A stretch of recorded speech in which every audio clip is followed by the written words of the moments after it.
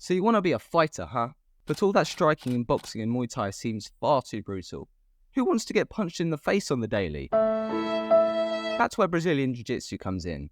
No. I know what you're thinking.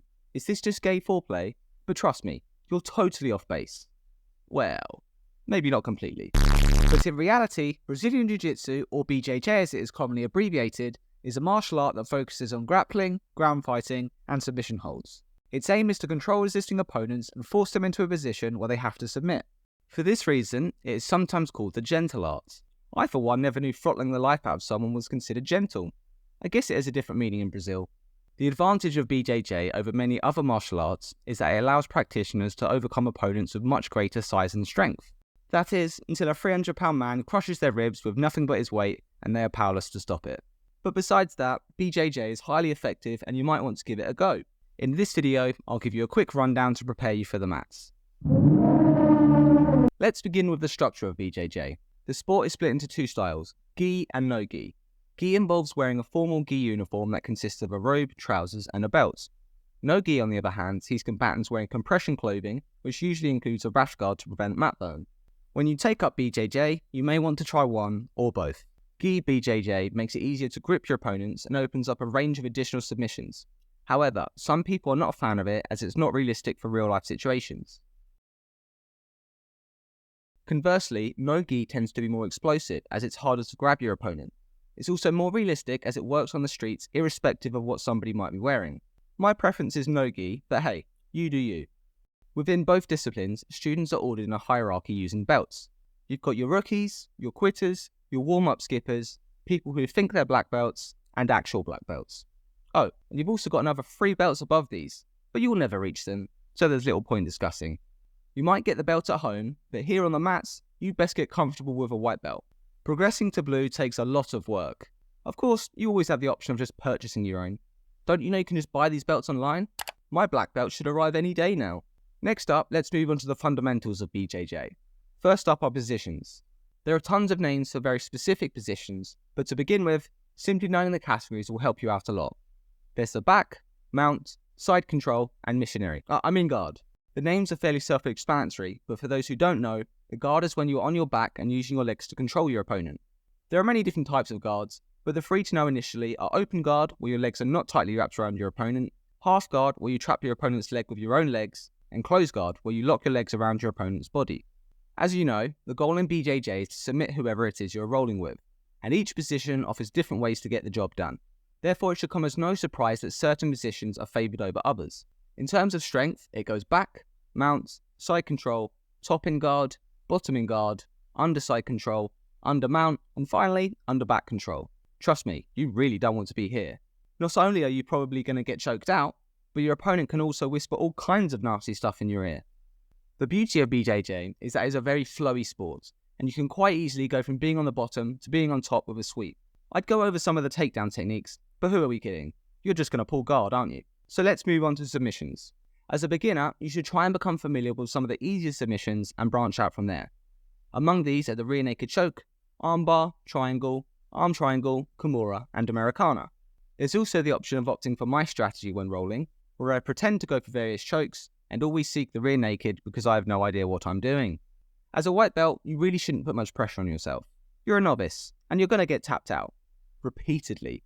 By the men, by the women, by the children. God, even the children. Just reassure yourself that you'd knock them out in a real fight. If you really care about your standing in the BJJ hierarchy, just never tap. Let that kimura destroy your shoulder and elbow. There is nothing more demoralizing when attacking than locking in a submission and not getting the tap. Your opponent won't know what to do. Better yet, in his moment of surprise, you can use your noodly arm to choke him out. In all seriousness though, tapping is very important. If you don't, you're just going to get yourself hurt.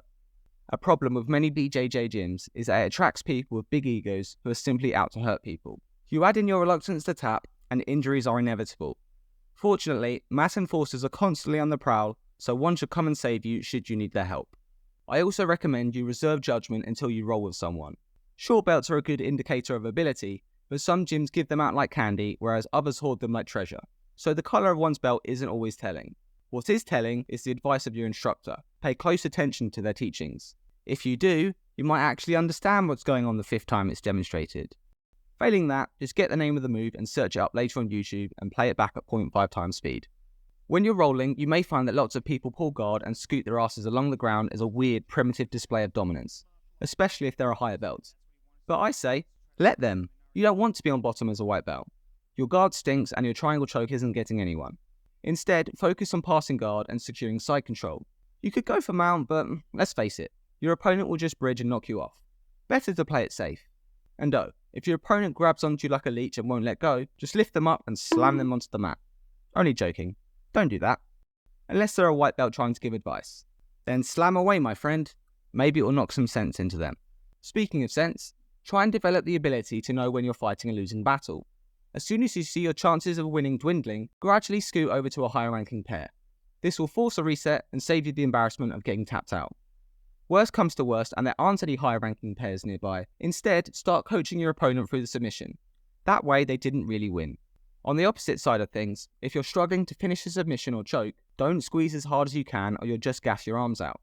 Instead, make adjustments to your positional grip as it's not properly locked in. If you really can't seem to get it figured out, just wrap your unwashed gi around their face and watch as your choke magically completes itself. No pressure needed. There's no denying BJJ is tough to start off with, but it's really rewarding if you can stick with it.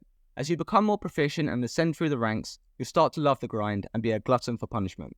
Each session, you'll roll with the same guy you have for the last 3 years, whose name you still don't know, and watch on in amusement as you witness the carnage of white belts who have no idea what they're doing.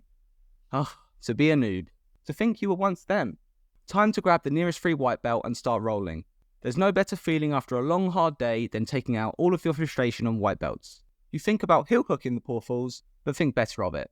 You're not a monster. So after 6 years of training BJJ, what have you got to show for it? In all likelihood, you're $150 a month poorer, have an injury-ridden body, gnarly ears, and perhaps a brown piece of cloth. But hey, you're a wizard on the ground, so there's that. You can beat up almost anyone, that is, provided you can convince them to join you on the ground. Maybe pair your BJJ classes with some hypnotism classes too. Also, try not to let your ego go to your head. Sure, you're a skilled fighter, but BJJ doesn't work all of the time.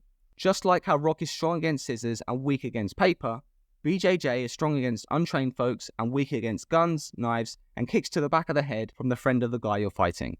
That being said, BJJ does give you a ton of confidence and certainly makes you a much more formidable fighter. It will also change the way you view things. You'll never be able to look at your girlfriend the same way again. See how she just gives up her back? Amateur. Besides being a walking machine of mass destruction, you'll also get to brag about your incredible feats on the mat, such as the time you choked out 2 black belts in one session and the time you hit a Boston Crab. Just don't tell anyone you once tapped out to knee on belly. Your public image would never recover.